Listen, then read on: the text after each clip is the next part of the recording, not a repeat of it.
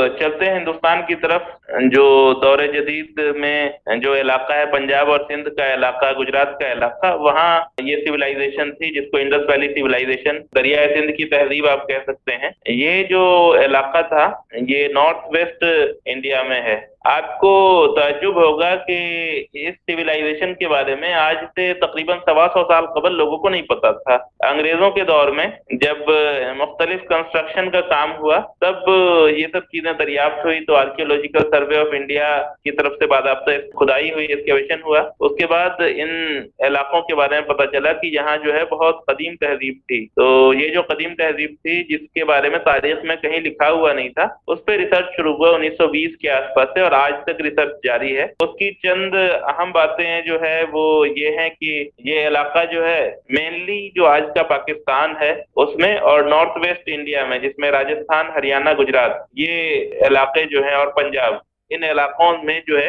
इसकी तहजीब फैली हुई थी। और जो इसके मेन मेन सेंटर थे वो हड़प्पा आप देख सकते हैं, जो कि पंजाब में, जो कि अभी साहिवाल का इलाका है, उसमें रावी नदी के किनारे। उसके अलावा मोहनजोदड़ो का जो इलाका है वो दरियाए सिंध में के सामने ही है, और ये सिंध में लड़काना डिस्ट्रिक्ट है उसमें है। उसके अलावा चानुदारो, धोलावीरा, लोथल, कलीबंगन, राखी गढ़ी, ये सब इलाके जो है उसके अहम इलाके हैं। हिंदुस्तानी तारीख में ये तहजीब अपने तरक्की के उरूज पर पहुंच चुकी थी। इसकी तरक्की इतनी ज्यादा थी कि 2000 साल बाद तक भी हिंदुस्तान उसकी तरक्की को दोबारा नहीं पहुंच सका। उसके लिए आप हमारे इंडस वैली सिविलाइजेशन वाले लेक्चर, उसके बाद के लेक्चर्स को सुन सकते हैं, कि जिसमें इंडस वैली सिविलाइजेशन में बाकायदा लिखने पढ़ने लगे थे लोग। उनके दौर में जो मकान की तामीर हुई, बाद के दौर में हजारों साल तक हिंदुस्तान में उस तर्ज तामीर के मकान नहीं मिलते हैं। और समझिए कि दोबारा जो उस पैमाने पर मकान बने हैं वो तुर्कों की हुकूमत जो हिंदुस्तान में हुई है उस वक्त बने हैं।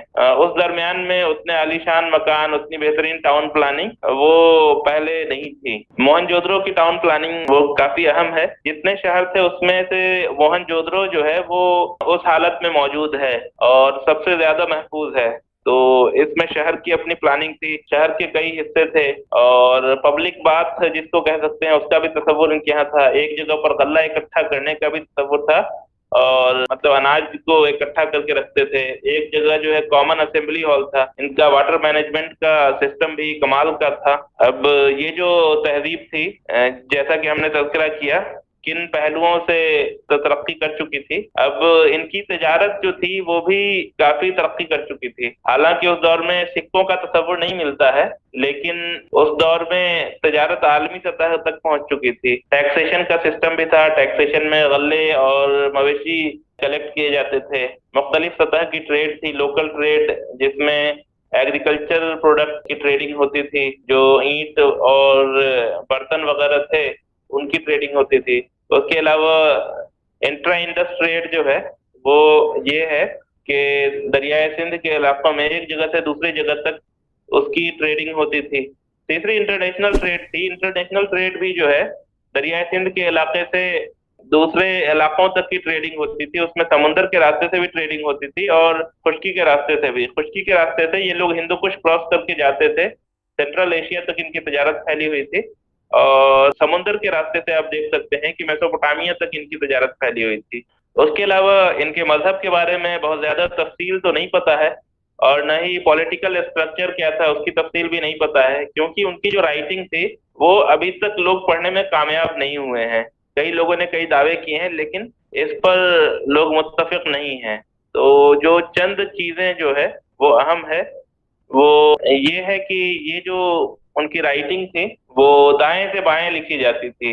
जिस तरह से आज अगर हम कहें उर्दू जो है वो दाएं से बाएं लिखी जाती है, फारसी, अरबी, ये सब जबानें दाएं से बाएं लिखी जाती हैं। उसके अलावा जो हिंदी है, इंग्लिश है, ये सब जबानें बाएं से दाएं लिखी जाती हैं। तो अगर हम कंपैरिजन के लिए कहना चाहें, ये जो जबान है वो दाएं से बाएं लिखी जाती थी। कहा जाता है कि ये द्रविडियन से ज्यादा करीब थी ये जबान, लेकिन अभी तक उनकी जबान को पढ़ने में कामयाब नहीं हुए हैं। और बहुत सारी मोहर वगैरह मिली है जिससे पता चलता है कि उन्होंने क्या लिखा है, लेकिन अभी तक लोग पढ़ने में कामयाब नहीं हुए हैं। उसके अलावा इनके मजहब के ताल्लुक से भी कुछ क्लियर कट नहीं कहा जा सकता है इनका मजहब क्या था, क्योंकि जो चीज इन्होंने लिखा है जब तक हम उसको पढ़ने में मुकम्मल कामयाब नहीं हो पाएंगे, इनके समाज के बारे में बहुत बातें बताना मुश्किल है। लेकिन चंद चीजें गौर करने की है, वो ये है कि इनके यहाँ जलाने का तस्वुर नहीं था, बल्कि इनके यहाँ जो है दफन करने का तस्वुर था।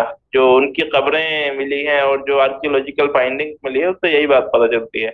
इनका जो मजहब था, इनके मजहब का ताल्लुक वैदिक मजहब से नहीं था। वैदिक मजहब आर्यों के साथ हिंदुस्तान में आया और वो हिंदुस्तानी दूसरे मजाहब से मिल करके एक जो शक्ल बनी वो आज हिंदू मजहब कहलाती है। इनका जो मजहब था वो प्री आर्यन मजहब कह सकते हैं। इनकी सियासत क्या थी उसके बारे में भी बहुत ज्यादा कुछ कहा नहीं जा सकता है।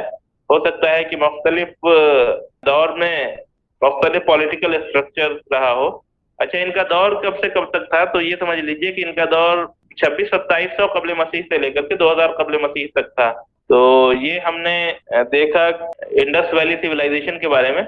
उसके बाद आखिर इस तहजीब का जवाल कैसे हुआ, इसकी क्या वजूहात थी, तो उसके पीछे बहुत सारी थ्योरीज है, बहुत सारी हाइपोथेसिस है, लेकिन अभी तक कंक्लूसिवली कुछ नहीं कहा सका है कि आखिर क्या वजह थी इनके जवाल की। अलग अलग लोग अलग अलग नजरिया पेश करते हैं, उसके पीछे दलाइल भी देते हैं, लेकिन इस पे इत्तफाक नहीं हो सका है।